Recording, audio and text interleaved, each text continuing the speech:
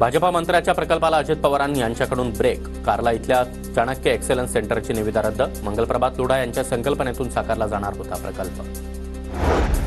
धर्मराव बाबा आत्राम यांची मुलगी भाग्यश्री आत्राम यांचा शरद पवार गटात प्रवेश. जयंत पाटील आणि देशमुख यांच्या उपस्थितीमध्ये पक्षप्रवेश.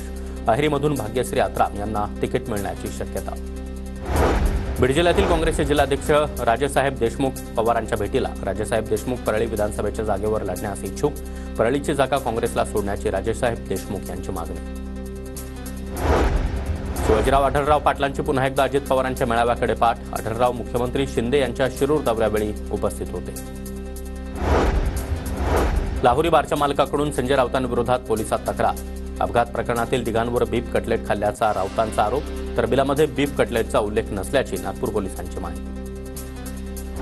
बिलामध्ये बीफचा उल्लेख नाही यामध्ये शंका, तर पोलिसांना बिल जप्त करायला 4 दिवस का लागले? संजय राऊतांकडून पोलिसांच्या तपासावर शंका उपस्थित. संजय राऊतांनी बीफ कटलेटच्या आरोपाचे पुरावे द्यावेत, अन्यथा पोलिसात तक्रार करणार. विश्व हिंदू परिषदेचे नंदकिशोर दंडारे राऊतांविरोधात आक्रमक.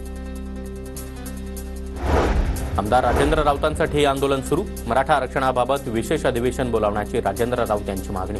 संध्याकाळी 6 वाजेपर्यंत ठिय्या आंदोलन करणार. नांदेड विमानतळावर खासदार गणेश पाटील आष्टीकरांची गाडी अडवल्यानं गोंधळ.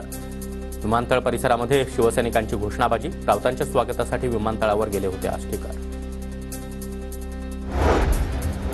मुंबईच्या भायखळ्यामध्ये यामिनी जाधव यांच्याकडून मुस्लिम महिलांना बुरखा वाटप. भायखळ्यामध्ये लागलेल्या बॅनरची चांगली चर्चा. रोहिणी खडसे यांच्याऐवजी दुसरा उमेदवार असल्यास एकनाथ खडसेंचा सत्कार करेल. मुक्ताईनगरचे आमदार चंद्रकांत पाटलांचं खडसेंना आव्हान.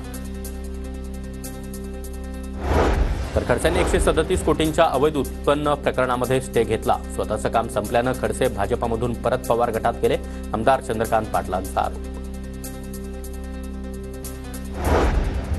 मुख्यमंत्री एकनाथ शिंदे आणि उपमुख्यमंत्री देवेंद्र फडणवीस यांच्याकडून मुंबईतील कोस्टल रोडचं उद्घाटन. कोस्टल रोड आजपासून मुंबईकरांसाठी खुला.